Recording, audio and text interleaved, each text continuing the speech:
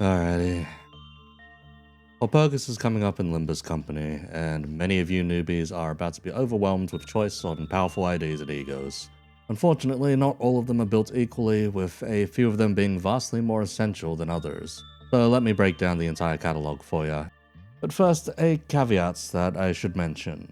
If you intend to roll on the Walpurgis banner, do not shard anything until you've finished rolling.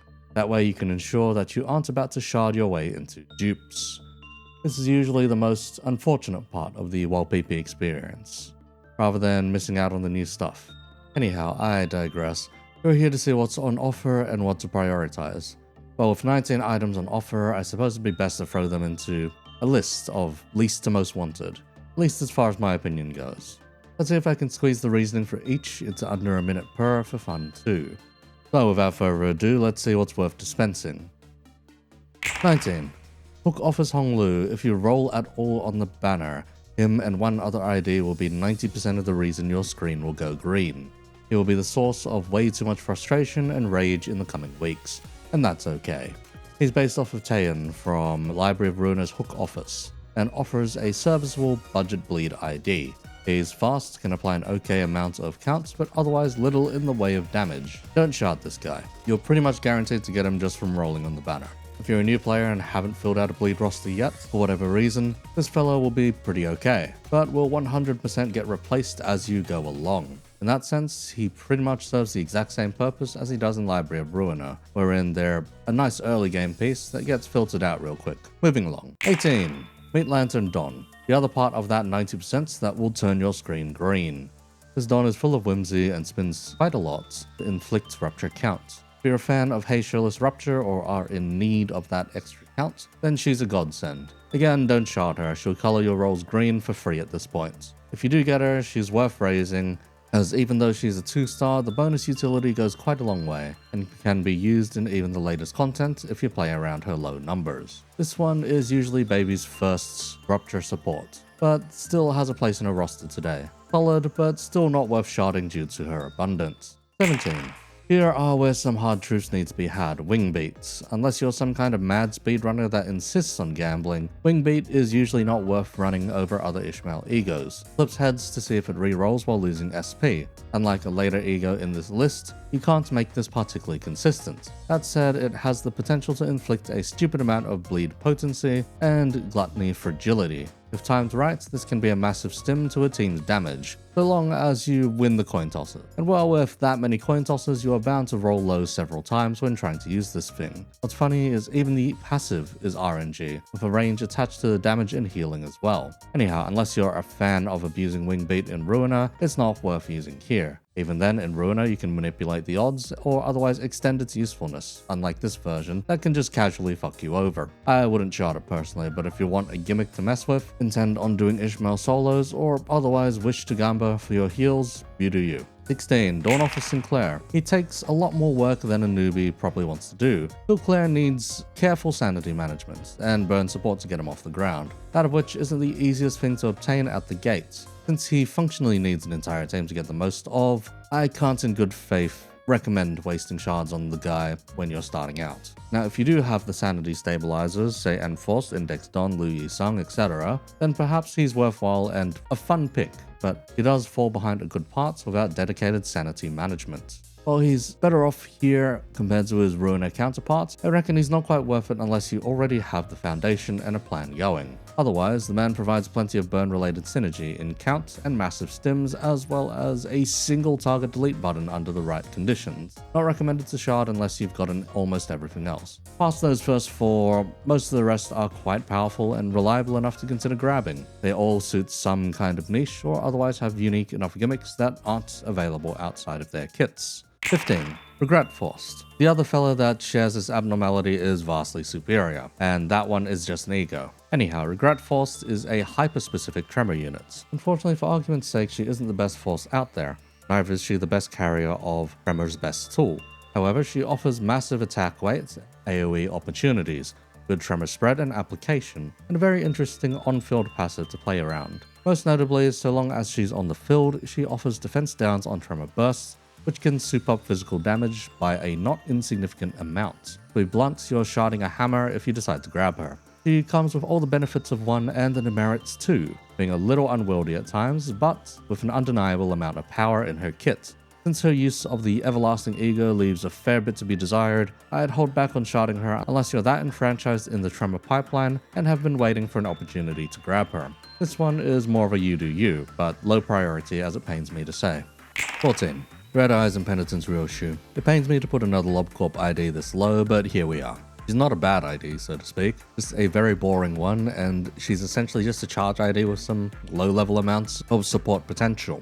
Based on 2 exceedingly low-level ego gears, she's another hammer like Regret Force, only she sits cleanly in bleed and charge. The former being a splash and the latter being the main appeal. Realistically, the only reason I place her above Force is ease of use, and Ryoshu being the main for the latest canto at time of writing. She doesn't really solve any encounters by herself and has some very straightforward game plans. There isn't the most to say about her. She's nice if you get her, but otherwise I wouldn't really bother sharding her due to her many alternative hammer-style options. 13.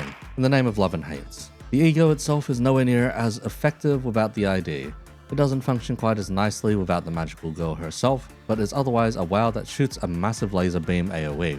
It's charge and can work with, say, W Corp Don if you have her, but most of the benefits are all locked to the next fella on this list. It is pure fan service and fantastic in an NV charge team due to the way it scales, so yeah, another you do you. Becomes higher priority if you have the relevant ID, which we'll cover next. I wouldn't shard it without her anyhow. 12. Madonka, Magical Dawn, Lobotomy Ego in the Name of Love and Hate Dawn, whatever the heck you wish to call her. The Queen of Hatred is a very solid charge ID that deals a stupid amount of blunt and NV damage. She has attack weight on her skills, is self-sufficient on charge, and is probably the hardest hitting hammer in this catalog, especially when you consider the synergy with the previous ego. With her linked ego's passive, she gets an extra skill free which lets her nuke enemies more often. Regardless, she's stupid easy to use, doesn't require very much management, and if you just want the fan service flavored hammer, go right ahead and shard her. Otherwise, you can pass and save yourself the need to grab the linked ego too.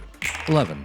Night Owl's Gregor. He's not exactly John Pierce like his Ruiner counterpart, but he does have a lot of really fun things to play with. While he's no hammer or essential to take, he's an example of a well-structured kit with a strong payoff. Alan Gregor sits firmly in Bleed and Tremor, getting along with both quite well if you make use of his wound mechanic to its fullest. The main appeal here is more so his Merche skill that slaps an extra attack made to execute enemies. It scales very cleanly and is easy to build around even for a newbie. It'll speed up a lot of trash encounters in Kanto content, and of course is no slouch in focused encounters either. He shifts paradigms between the 2 types of encounters, and as something of a generalist in that sense, is real welcome for a new player. This is where I would start considering to shard, less than a you do you. If you've got everything else on this list, grab this guy for sure. We're just a top 10 list from here on out. While everything beforehand still counts as quite strong or otherwise having solid use cases, the next few are either real unique or otherwise heads and shoulders above in terms of power and usefulness. 10. Young Office Ishmael. Between the 2 released during her Walpipi, she has the cooler kit to play with, which says a lot considering how fun Alan Gregor's kit was. Hanafuda Ishmael is real unique in her playstyle in needing to essentially play the game of Hanafuda to utilize her kit to the fullest. Go watch the first Limbus related video I ever released if you want to see how janky it can be. Nonetheless, she works in 2 different statuses and can fulfill the role of several different IDs in different archetypes. Within Sinking, she can replace the Crab Crusher to an extent, and within Tremor, she can offer a nice amount of count to boot. Otherwise, discounting the status braid among you, she's one of the most competent solos in the Mirror Dungeon, especially in the higher levels. The added base power from her kits and the one-sided Kozan spam goes a long way in flushing out damage. For all that, she's worth sharding if you like her or otherwise want someone particularly fun to play. 9. Solemn Lament Gregor. This ego shoots 8 times and can more or less be treated like its Ruiner equivalent. Even on your Sod's floor, Solemn Lament isn't necessarily the very best ego page. Here though, it acts as a massive status flush and has been used to great effect to destroy Sinking and Rupture stacks both. Anyhow, the exact effects of this thing can sound complex due to its status effect application. Butterfly is a weird status separated into the Living and Departed that each have differing effects. The Living aids your team's SP generation, whereas the Departed gives Sinking additional damage. Going beyond that, living converts into the departed at the end of turn and inflicts sinking equivalent to the stack converted. It's some really stupid stuff, but ultimately translates to good things happen when butterfly and sinking come into contact with one another. Anyhow, 8 coins is pretty funny, especially with the dinging noise. Chart this if you want a stupid amount of status damage potential. 8. Solemn Lament Yi Sung. I honestly thought I'd put him higher on the list, but there's some exceedingly stupid stuff coming up, I suppose. This gets close to doing what Solemn Lament Gregor does, but on a far more consistent scale and at rapid fire. This Yi Sung is an infinite ammo ID that applies butterfly with every single coin. This ends up being one of the most consistent payouts for sinking in always having the departed ready to go on target. Anyhow, he's quite plug and play, you just need to remember to clash with the guy if you want to keep a sinking stack healthy. Aside from that, drip is good, and the man is oozing with style. If you don't want to use Poland or otherwise want to pay out sinking without needing to hit the deluge button, this fella makes for a fantastic third option at this point. Would recommend sharding him, if only for the style alone really. 7.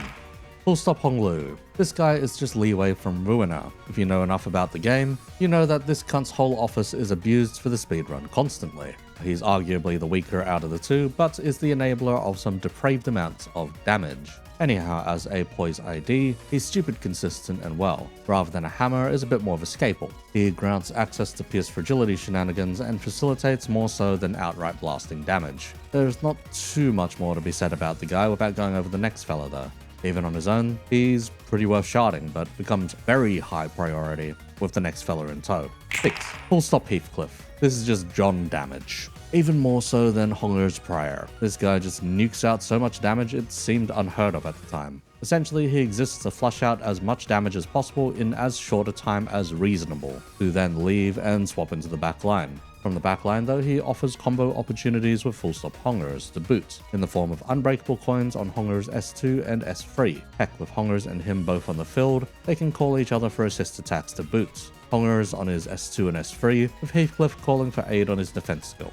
Anyhow, out of the two, Heathcliff is arguably more self-sufficient and doesn't need quite as much aid from Hongers to get going. If anything, he can last longer on the field as a result, but will inevitably drain his bullets faster and less efficiently with his S1. That said, if you want easy access to high damage numbers, just shard this guy and call it a day. Grab his partner if you can afford to as well, since they do work best in combination with one another. From here on is basically Archetype essentials or otherwise completely busted stuff. Having these can trivialize the game with the right usage, heck, with the wrong usage even. A good chunk of these are still bloody stupid. 5. Sanguine Desire Rodion. This one is another one of those archetype enablers, but for a very powerful one in Bleed. Being able to freeze bleed count loss on combat start is exceedingly powerful, not only in applying bleed, but flushing it out at the same time. One use of this thing is usually enough to fully stabilize a well-built team's bleed count stack, and thus enable all of their powerful effects to go off. To boot, Bloodfeast favors having higher stacks of bleed per turn to make use of, so any kind of stabilization goes an exceedingly long way. The passive with this thing also lets Rodia stack up bleed increasingly fast. This pays a lot of dividends with her relevant IDs. Heck, it can make Kurokuma Rodia pretty funny if she ever gets that sky clearing cut too.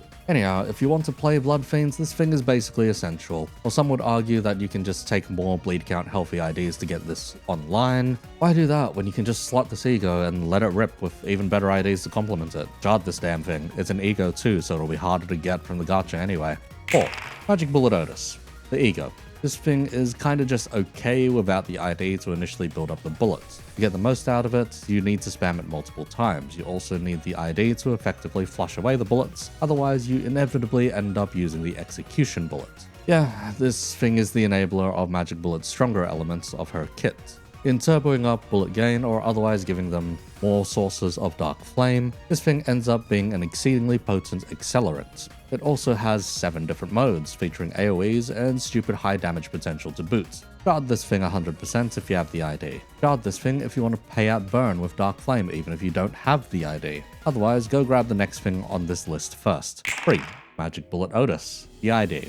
While the kit is more underwhelming compared to the Ego, it is the more readily available and consistent way to get Dark Flame without needing to build Ego resources around it. Go over Dark Flame itself that both of them share. It deals pride damage equal to burn stack multiplied by Dark Flame before removing itself. This is a stupid burst of damage anytime it activates. When this does activate, you can melt through many bosses with ease, even skipping phases on some of them, much to the dismay of Mayors. If you ever want to play Burn, you ought to shard her just for the payoff alone.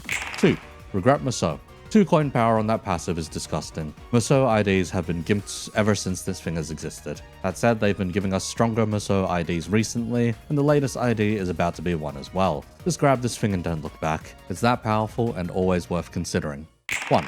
The sword sharpened with tears. She solves an entire status, and even if she didn't, she does so much raw damage it is simply disgusting. She plugs into everything, since she's essentially a charge ID that happens to be the very best sinking ID at the time. Just lock in her defense skill at the start of the encounter and you can essentially win rate her to victory. She has a few more play patterns and whatnot, but most of those don't even need to be touched in order to make her operate in full. It's essentially just more sinking and or tanking. Take your pick. While she locks herself out of using egos in her negative form, at least without corroding, it makes up for so much damage and sinking application that this ID should be classed as a joke. It's so far ahead in power compared to everything we've gotten that it's just bloody stupid. Anyhow, that about wraps up the Walpipi catalog. I wouldn't say anything here is exactly a waste of shards outside of maybe the first 2. That said, if you're a new player, look at the top 5 in order to make your journey through the game's story particularly smooth. The rest are damn powerful too, but considering that it's a limited gacha pool that needs to make the big bucks, that really shouldn't surprise you anymore. Thanks for tuning in on a short recap of stuff we only see every couple of months. I am holding onto the hope that the next set of stuff is at least going to be more creative like Alan Gregor or Hanafuda-ish, rather than hammers like Don. My videos more or less perform better the more complicated the kit is or the fancier the game plan, so I'm banking on that for now. Like the video if you enjoyed the content and subscribe if you'd like to see more like it down the line. Inevitably, the next video will either be a guide or reaction to the anniversary livestream. We'll see where things go from there.